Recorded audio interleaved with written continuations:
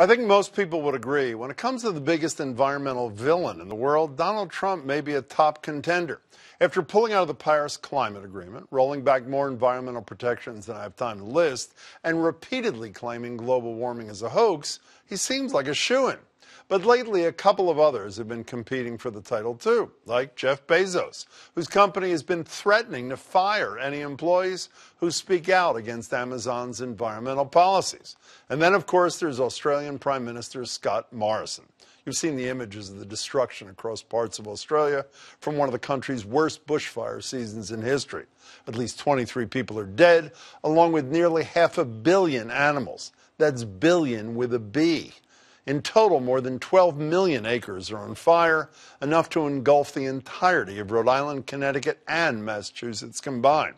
So while people are running for their lives, watching their homes and a lifetime of memories burn, and entire ecosystems are being wiped out, where's the Prime Minister been? In Hawaii, on vacation. Morrison took a pre-Christmas trip with his family. The same week, 3 people, including 2 volunteer firefighters, died in a South Australian fire.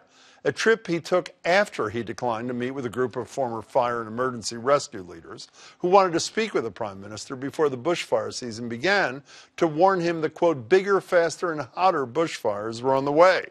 Morrison, channeling Amazon, not the Amazon, which has been burning as well, also threatened to ban climate protests because they might hurt the economy.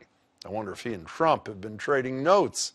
Ultimately, Morrison did cut his Hawaii trip a whole day short because of all the criticism, but then he gave this interview to Australia's 9 News, where he doubled down on his refusal to limit the nation's coal industry. Australia is taking action on climate change. What we won't do is engage in reckless and job-destroying and economy-crunching targets, which is seeking to be postured to us at the moment. Again, I feel like I've heard that speech before. I am taking historic steps to lift the restrictions on American energy, to reverse government intrusion, and to cancel job-killing regulation. They both know a country can't keep jobs if the entire thing is scorched earth or underwater, right? So after all that, you probably won't be surprised to hear that when Morrison did finally try to visit some of the fire victims last week, he wasn't exactly greeted with open arms. How are you? I'm only shaking your hand if you give more funding to our RFS. So many people here have lost their homes. We need some help. We need more help. You're out, son. You are out. Good night, Peter. See you, mate. Bye. Go on, piss What off. about the people that